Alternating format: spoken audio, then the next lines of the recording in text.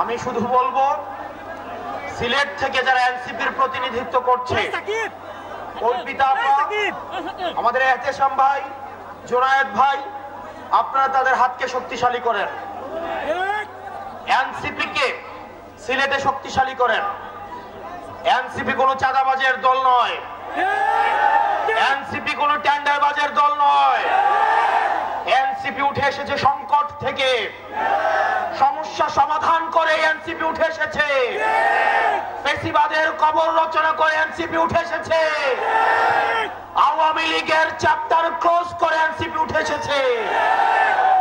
আপনারা এনসিপির হাতকে শক্তিশালী করুন। আমরা আপনাদেরকে প্রতিশ্রুতি দিচ্ছি, পরবর্তী বাংলাদেশে জনগণের বাংলাদেশ করার জন্য এতদিন পর্যন্ত আমাদের দেশটা হয়েছে ধনিক শ্রেণীর, আমাদের দেশটা হয়েছে বসুন্ধরার, আমাদের দেশটা হয়েছে প্রশাসনের, আমাদের দেশটা হয়েছে আর্মিদের, আমাদের দেশটা জনগণের হয়ে ওঠে নাই। আমরা আপনাদেরকে প্রতিশ্রুতি দিচ্ছি, এনসিপির নেতৃত্বে ক্ষমতা জনতার হাতেই আমরা ফিরিয়ে দিব। প্রিয় সিলেটবাসী, আপনারা সবাই ঐক্যবদ্ধ থাকবেন। আমাদের সংকট শেষ হয়ে এখনো যায়নি, আমাদের সামনে লড়াই রয়েছে।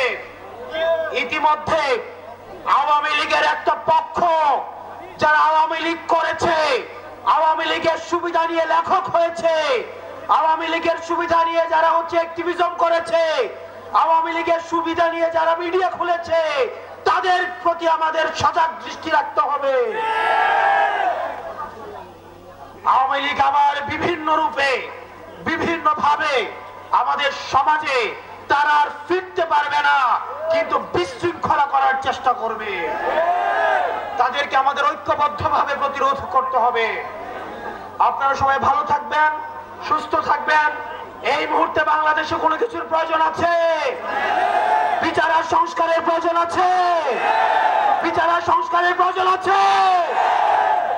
এই মুহূর্তে দরকার বিচার আর সংস্কার, এই মুহূর্তে দরকার ইনকিলাব, ইনকিলাব, ইনকিলাব, ইনকিলাব। নতুন করে আবার দেখতে পাচ্ছি আমাদের মুজিববাদের পাহারাদার দাঁড়িয়ে যাচ্ছে, তারা কথায় কথায় আমাদেরকে বাংলা ছাড়তে বলছে। আমরা বলবো চাঁদাবাজার দখলদার বাংলা নয়, তোর বাপ দাদা। ওই চাঁদাবাজার